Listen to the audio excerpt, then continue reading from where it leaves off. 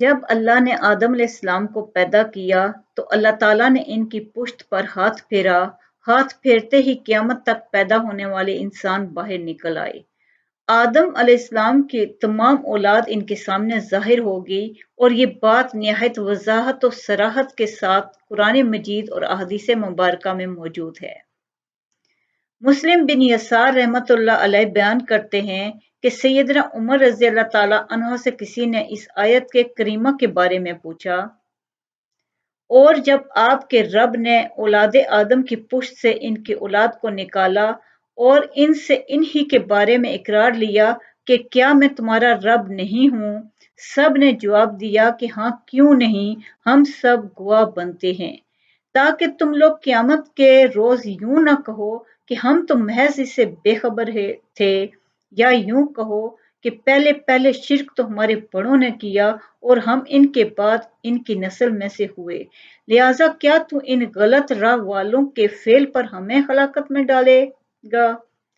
سیدنا عمر رضی اللہ تعالیٰ عنہ نے اس شخص کے جواب میں فرمایا، میں نے سنا ہے کہ رسول صلی اللہ علیہ وسلم فرما رہے تھے، اللہ نے آدم علیہ السلام کو پیدا کیا، پھر اپنے دائیں ہاتھ کو اس کی پشت پر پھیرا اور اس کی نسل سے انسانی کو باہر نکالا۔ ان کی طرف اشارہ کر کے فرمایا، میں نے انہیں جنت کے لیے پیدا کیا ہے، یہ جنت والوں کے اعمال کریں گے۔ پھر اپنے ہاتھ کو دوبارہ آدم علیہ السلام کی پشت پر پھیرا اور اس سے نسل انسانی کو باہر نکالا اور ان کی طرف اشارہ کر کے فرمایا، میں نے انہیں آگ کے لیے پیدا کیا ہے اور یہ آگ والوں کے اعمال کریں گے۔ اس پر ایک شخص نے نبی کریم صلی اللہ علیہ وسلم سے سوال کیا، اے اللہ کے رسول صلی اللہ علیہ وسلم، تو پھر ہمارے اعمال کس حساب میں شمار ہوں گے؟ تو آپ صلی اللہ علیہ وسلم نے فرمایا، اللہ تعالیٰ جب کسی بندے کو جنت کے لیے پیدا کرتا ہے تو اسے جنت والوں کے کام کرواتا ہے، حتیٰ کہ جنت والے اعمال میں سے ہی کسی عمل پر اس کا سامنا ہوتا ہے، اس وجہ سے اللہ اسے جنت میں داخل کرتا ہے۔ اور جب اللہ کسی بندے کو آگ کے لیے پیدا کرتا ہے تو اسے آگ والے اعمال پر لگا دیتا ہے، یہاں تک کہ وہ آگ والے اعمال میں سے کسی عمل پر مرتا ہے جس کی وجہ سے اللہ اسے آگ میں داخل کر دیتا ہے۔ ہر انسان کے لیے اس کام میں آسانی پیدا کر دی جاتی ہے جس کام کے لیے وہ پیدا کیا گیا ہے، لیکن یہ بات ہر وقت ذہن میں موجود رہنی چاہیے کہ اللہ نے انسان کو اختیار دے رکھا ہے کہ وہ اپنی عقل و فکر کی روشنی میں اللہ کے احکامات پر عمل پیرا ہو کر خود کو جنتی بنا لے، یا عقل کا درست استعمال نہ کرتے ہوئے شیطان کا پٹا گلے میں ڈال دے اور جہنم میں جگہ بنا لے۔ یہ تو اللہ نے انسان کو اختیار دے رکھا ہے، اس کی مرضی ہے کہ جنت والے عمل کرے یا جہنم والے عمل کرے۔ ہر انسان میں دونوں طرف جانے کی طاقت اور صلاحیت موجود ہے۔ اللہ نے انسان کو مجبور نہیں بنایا، البتہ ہر انسان جو بھی رویہ اختیار کرتا ہے، اللہ کو اس کا علم تھا، اس کا علم برحق ہے، قطعی ہے، اس میں کوئی غلطی نہیں ہو سکتی، اس لیے اس نے اپنے علم کے مطابق تقدیر لکھ دی۔ اب ہم جو کچھ بھی کرتے ہیں تقدیر سے مجبور ہو کر نہیں کرتے، بلکہ اپنے اختیار سے کرتے ہیں، اور کیونکہ تقدیر بھی اللہ کے حکم سے لکھی گئی، اس لیے اس میں کوئی خطا واقع نہیں ہو سکتی۔ لہٰذا تقدیر کا مطلب یہ ہرگز نہیں کہ انسان تقدیر کی بنا پر ہدایت ماننے یا نہ ماننے پر مجبور ہے،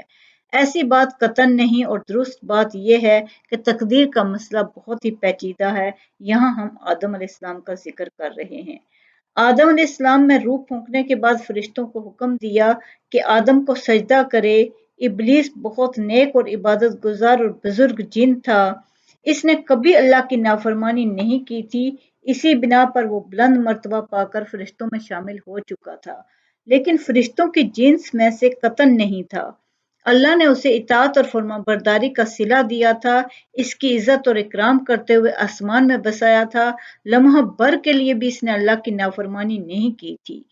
اور پھر اللہ نے آدم کو سجدہ کرنے کو حکم دیا، اور حکم کے مخاطب فرشتے اور ابلیس دونوں تھے، صرف فرشتوں کے لیے یہ حکم نہیں تھا بلکہ ابلیس بھی اس حکم میں شامل تھا۔ ارشاد باری تعالیٰ ہے، اور یقیناً ہم نے تمہیں پیدا کیا، تمہاری صورت بنائی، پھر ہم نے فرشتوں سے کہا کہ آدم کو سجدہ کرو، تو سوائے ابلیس کے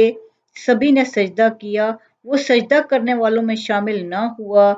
اللہ تعالیٰ نے فرمایا تجھے کس چیز نے سجدے سے روک دیا جبکہ میرا حکم تیرے لیے بھی تھا۔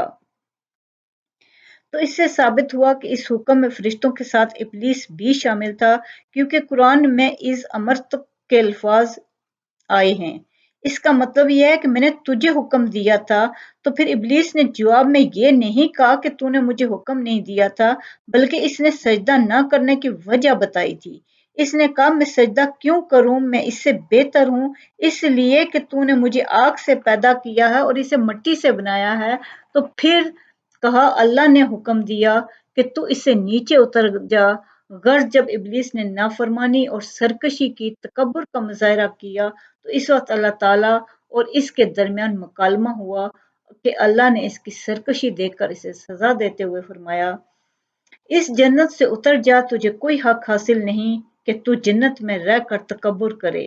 ابلیس نے جواب میں کہا مجھے قیامت کے دن تک مہلت دے دیجئے، یعنی اتنی لمبی عمر دے دیجئے کہ میں قیامت تک زندہ رہوں، موت نہ آئے۔ اللہ نے فرمایا تجھے مہلت دے دی گئی لیکن ایک وقت مقرر تک۔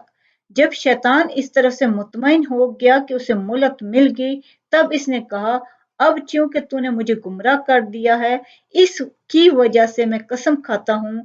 کہ میں انسانوں کی گمراہی کے لیے تیرے سیدھے راستے پر جاؤں گا، پھر ان کے آگے سے، ان کے پیچھے سے، ان کے دائیں سے، ان کے بائیں سے ان کے پاس آؤں گا،